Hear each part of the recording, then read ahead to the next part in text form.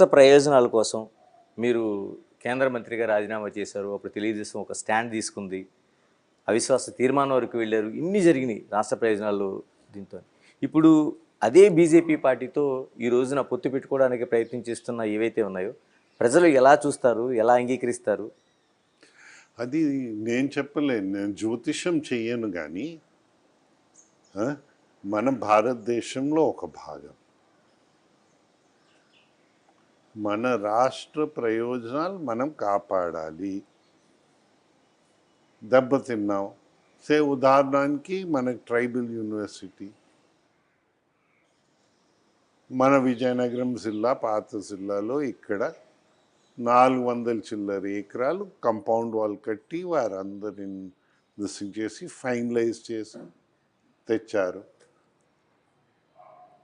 అక్కడ కొంత ట్రైబల్స్ ఉండేవారు, వారికి రీహాబిలిటేట్ కూడా ఆ రోజు చేశారు.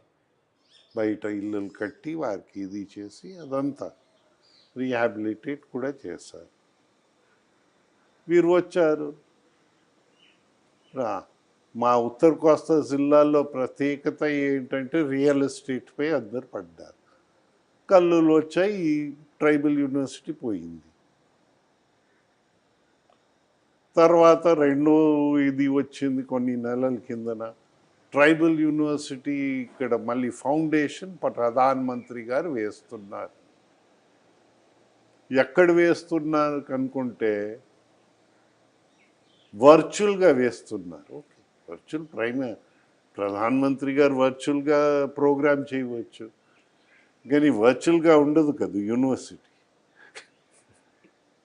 ఎక్కడెక్కడెక్కడంటే ఈరోజు వరకు అందరు బుర్ర గోక్తా ఉన్నారు. అయితే మనం ఇంకా గోకాల బుర్ర వద్దా అనేది మన పైన ఉంది. ఇంకా గోకడంతో బుర్ర గోకడంతో మనం సంతృప్తి పడాలంటే మన ఇష్టం. తడాకా చూపించడానికి, బుర్రలు గోక్కోవడానికి ఎలక్షన్స్ దీనికోసం దయచేసి వాడకండి. మన భవిష్యత్తు మనం ఆలోచించి వెళ్తే సక్సీడ్ అవుతావా లేదా ఫెయిల్ అవుతావా ఓ డిఫరెంట్ మ్యాటర్. మేము కూడా ఏవియేషన్లో చేసాం కొన్నాళ్ళు. 4 years చేశారు. 4 years చేసాం. ఉడాన్ స్కీమ్ సక్సెస్ అని మీరే అంటున్నారు. I'm very happy. మనం ఆ రోజు ఫార్ములేట్ చేయగలిగాం, దేశానికి ఒక సేవ చేయగలిగాం. గ్రీన్ఫీల్డ్ ఎయిర్పోర్ట్స్ వెస్టర్న్ దీంట్లో వచ్చేసింది. ఈస్ట్ కోస్ట్ దగ్గర ఆగిపోయింది.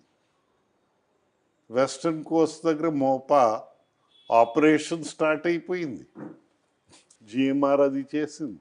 ఇది జిఎంఆర్ ఇచ్చారు, సేమ్ జిఎంఆర్. ఇక్కడ ఏంటి ఆ రోజు దాంతో సమానంగా ఇన్సూరెన్స్గా ఆ టైమే పర్మిషన్స్ అంతా ఇచ్చారు. ఎందుకు రాలేదు? మీరు ఫస్ట్ క్యాబినెట్ మీటింగ్లో 500 ఎకరాలు తగ్గించారు. మీరే ఇచ్చారు స్టేట్మెంట్ ఫస్ట్ క్యాబినెట్ మీటింగ్లో, ప్రెస్ బ్రీఫింగ్లో, అన్నిట్లో. మేము మాజీ ఏవియేషన్ మినిస్టర్ ఇది ఏంటని అడిగితే మాకు సమాధానం ఏంటి? మీకు అడిగే అర్హత లేదట, మీరు ఎన్నికలు ఓడిపోయారట. సరే, దండం. అర్హత లేదట, మీరు వెళ్ళలేదు అసలు. అయ్యా, డోంట్ జంప్ టు కన్క్లూషన్స్. పెద్ద కథ. రెండో ముఖ్యమంత్రి కూడా మళ్ళీ ఫౌండేషన్ వేశారు, అదే జిఎంఆర్. మళ్ళీ ఆ ఫౌండేషన్ అయింది. మీకు శంషాబాద్ 8 సంవత్సరాలు పట్టింది. గవర్నమెంట్ అప్పుడు కూడా మారింది.